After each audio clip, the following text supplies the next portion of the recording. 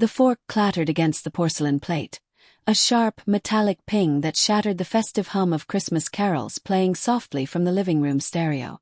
My mother's words hung in the air like a guillotine blade mid-swing. "You need to move out." She said it casually, mid-bite of the glazed turkey, her lips glistening with gravy, as if she were commenting on the weather or passing the cranberry sauce. The room froze. My father's knife paused over his slice of ham, my sister's eyes widened behind her wine glass, and I felt a hot flush crawl up my neck, a mix of disbelief and rage that made my vision blur at the edges. "Really?" I replied, my voice cracking like thin ice underfoot. It was all I could muster, that single word laced with sarcasm and hurt, but inside a storm brewed. How dare she? After everything, 28 years of being the dutiful son, the one who stayed home through college to help with the bills, the one who fixed the leaky roof last winter while Dad nursed his bad back. The dining room smelled of pine from the tree in the corner, twinkling with lights that now seemed mocking, and the warmth of the fireplace suddenly felt oppressive, like it was closing in on me. Mom chewed slowly, her eyes meeting mine with a cool detachment I'd never seen before. "Yes, really, Alex. You're almost 30. It's time you stood on your own 2 feet. Her tone was matter-of-fact, but there was an undercurrent, a sharpness that cut deeper than the words themselves. I glanced at Dad, expecting him to intervene, to say something like he always did during our rare family spats. But he just stared at his plate, pushing peas around with his fork. His silence a betrayal all its own. My sister, Emily, shifted uncomfortably, her chair scraping against the hardwood floor. "Mom, it's Christmas. Maybe this isn't the best time." She trailed off as Mom shot her a look, one that said, "Stay out of it." Emily shrank back, fiddling with her napkin, her loyalty divided as always. I felt a surge of humiliation wash over me, hot and sticky like spilled wine on the tablecloth.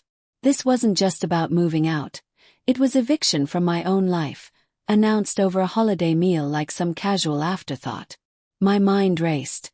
Denial first, this can't be happening, then a flash of fury that made my fists clench under the table. I imagined flipping the whole damn table, watching the turkey splatter against the wall, gravy dripping like blood. But I didn't.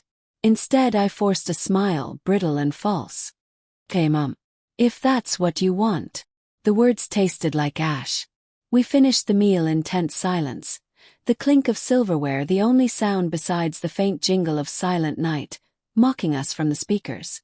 Later, as I cleared the plates, the sudsy water in the sink scalding my hands, I replayed the moment in my head. Why now? What had changed? I'd been contributing, paying rent, even though it was informal, helping with groceries. Was it the argument last week about my job? I'd quit my dead-end gig at the warehouse to pursue graphic design freelancing, and she'd called it irresponsible. But this felt personal, vindictive. That night, lying in my childhood bed, the one with the faded Star Wars sheets I'd never bothered to replace, I stared at the ceiling cracks, my heart pounding with resentment. The house creaked around me, settling like an old enemy. Heartbreak settled in, a dull ache in my chest. Mom had always been the pillar, the one who bandaged my knees and cheered at my soccer games. Now she was casting me out like yesterday's trash.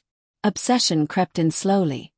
I pictured her face, that smug chew, and fantasized about justice. Not violence. No, that wasn't me. But something that would make her feel the sting of abandonment, the cold void of loss. By morning, doubt wormed its way in. Maybe she was right. Maybe I was a leech, overstaying my welcome in a home that wasn't mine anymore. I showered, the hot water pounding my skin, steam fogging the mirror where I avoided my reflection. Downstairs, the kitchen smelled of leftover coffee and cinnamon rolls. Mom was at the counter, scrolling her phone, her robe tied loosely. "Morning," I said, testing the waters. She looked up, her expression softening just a fraction. "About last night. I didn't mean to spring it on you like that. But it's for your own good, Alex. You need to grow up." There was again that patronizing edge, like I was still a kid spilling milk. I nodded, biting back the urge to snap. "Yeah, sure. When do you want me out?" End of January, she replied, not missing a beat. That gives you a month. No apology, no discussion. Just orders. I poured coffee, the black liquid swirling like my thoughts. As I sipped, burning my tongue, I noticed her phone light up. A text from someone named Mark. She snatched it away quickly, but not before I caught a glimpse. Can't wait for tonight. My stomach twisted. Mark. Dad's old business partner. The one who'd visited more often lately, always with excuses about tax advice. Suspicion ignited, a slow fuse burning in my gut. Was that it?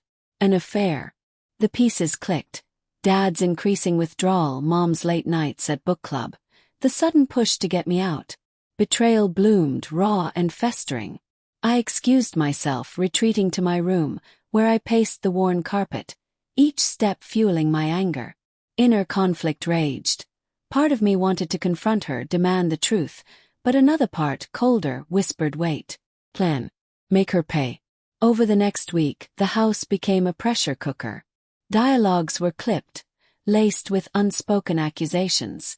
Pass the salt, I'd say at dinner, and Mom would hand it over with a sigh, as if my presence exhausted her. Dad avoided eye contact, mumbling about work. Emily called me later. Her voice hushed over the phone. Alex, something's off. Mom's been different. I saw her packing a bag last night, said it was for a gym trip. But who goes to the gym at midnight? I gripped the phone, knuckles white. Yeah, I noticed. Suppressed rage simmered. I imagined tailing Mom, catching her in the act. But fear held me back. What if I was wrong? What if this shattered the family beyond repair? Guilt gnawed. Was I obsessing over nothing, turning paranoia into vengeance? Yet the resentment grew, a weed choking out reason. By New Year's Eve, I'd started plotting in earnest. Quietly, I rifled through Mom's drawers while she was out, finding receipts for hotel stays, lingerie I knew wasn't for Dad. The evidence piled up, each slip of paper a nail in the coffin of trust. My fantasies darkened. Expose her? Ruin her reputation? Or something subtler, like draining the joint account she'd forgotten I had access to? Moral conflict twisted inside me. Revenge felt justified, but at what cost? I wasn't a monster, but betrayal had carved one out of me. The turning point came mid-January, during a snowstorm that blanketed the neighborhood in white silence. I was in the garage, sorting boxes for my impending move, when I found an old photo album tucked behind Dad's tools. Flipping through, yellowed pictures of happier times. Mom and Dad's wedding, my first birthday. But then, loose in the back, a letter dated 6 months ago. From Mark. Darling, I can't wait until we can be together openly. Alex is the only obstacle left. My blood ran cold, then boiled. Humiliation crashed over me. I was the obstacle. The reason for her secrecy. Obsession solidified into cold resolve. I pocketed the letter, the paper crinkling like dry leaves. That night, as the wind howled outside, I sat at my computer, the screen's glow casting shadows on my face. I began researching, discreetly of course, how to trace calls, hack emails, nothing illegal, just forums on privacy tools. Doubt flickered, was this me? Crossing lines for payback. But the heartbreak won out. I imagined her face when she realized I'd known all along, when her world crumbled as mine had. The plan formed slowly, strategic. Gather more proof, then strike where it hurt. Her perfect image, her marriage, her secrets. Tension built with each passing day. Subtle hints emerged in my behavior. A knowing smile here, a pointed question there. Mom noticed, her eyes narrowing. "What's with you lately?" she'd ask, voice laced with irritation. "Nothing," I'd reply, suppressing the rage bubbling beneath. Inside, the storm raged on, building toward inevitable release. As January waned, I secured a cheap apartment downtown, the keys cold in my palm like a weapon. Packing my things, the cardboard boxes echoing in the empty room, I felt a mix of fear and exhilaration. The revenge wasn't just about exposure. It was about reclaiming control, making her feel the abandonment she'd inflicted. Guilt lingered. Dad would suffer too, but resentment drowned it out. The moral grayness didn't bother me anymore. Betrayal demanded balance. On my last night home, dinner was tense, the air thick with unspoken words. Mom served lasagna, her specialty, but it tasted like cardboard. "You'll be fine," she said, almost kindly. "This is good for you." I nodded, fork scraping the plate. Inside I seethed. "You'll see how good it is when I'm done." The slow burn had ignited. Vengeance was no longer a fantasy. Moving day dawned gray and drizzling, the rain pattering against the windows like impatient fingers. I loaded the last box into my beat-up sedan, the trunk groaning under the weight. Dad helped, his movements slow.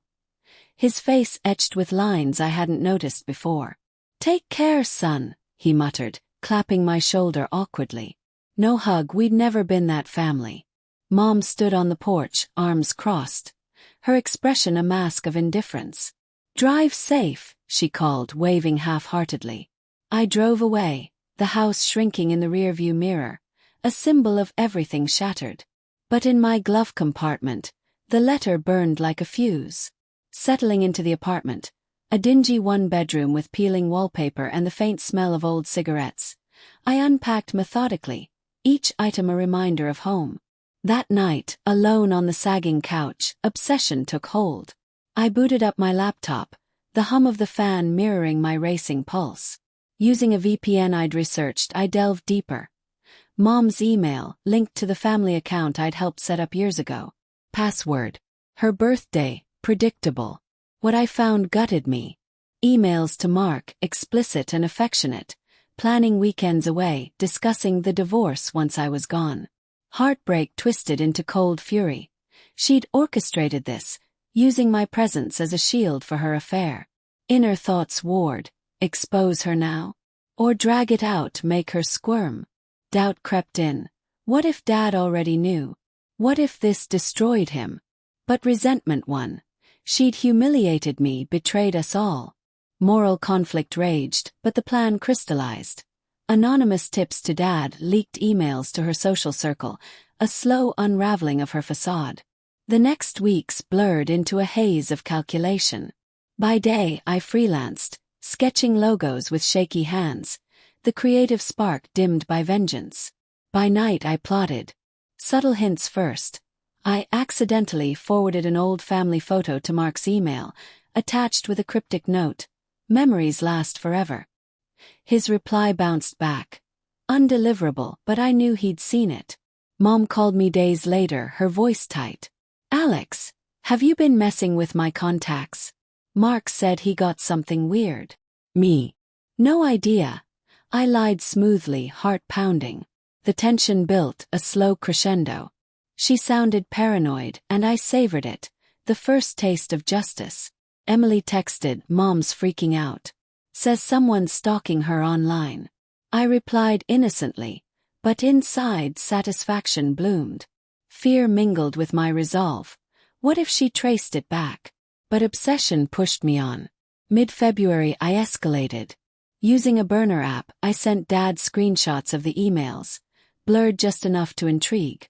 No note, just the evidence. He called that night, his voice hoarse. "Alex, is this you? What's going on?" Denial first. "What do you mean?" Then feigned concern. "Dad, if something's wrong, tell me."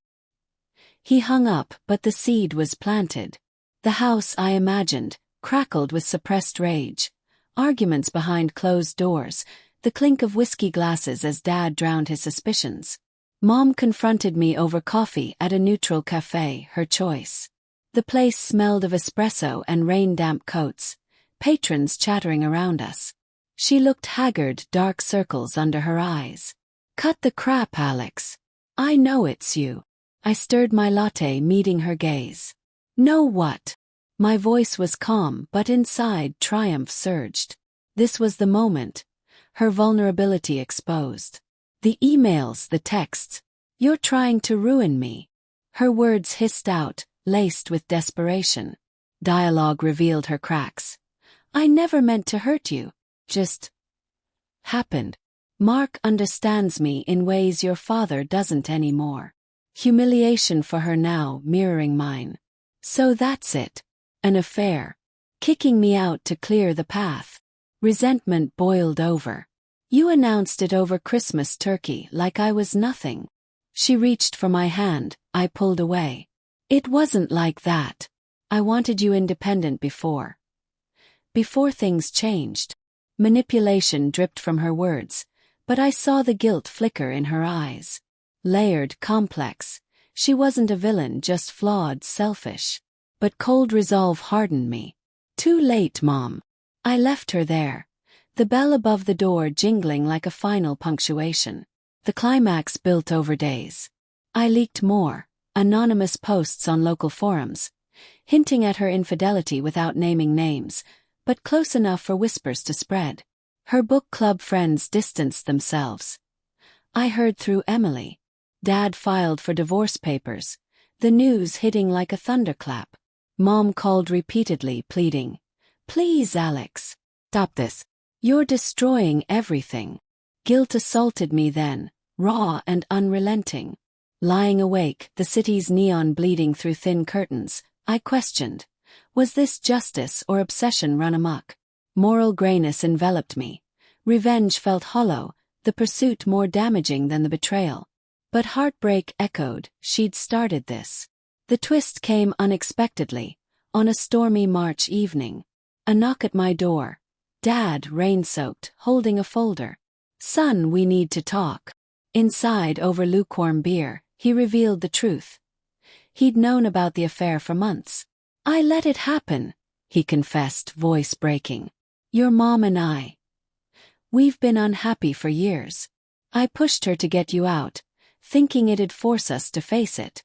But Mark, he's not the lover. He's the lawyer. We've been planning the split quietly."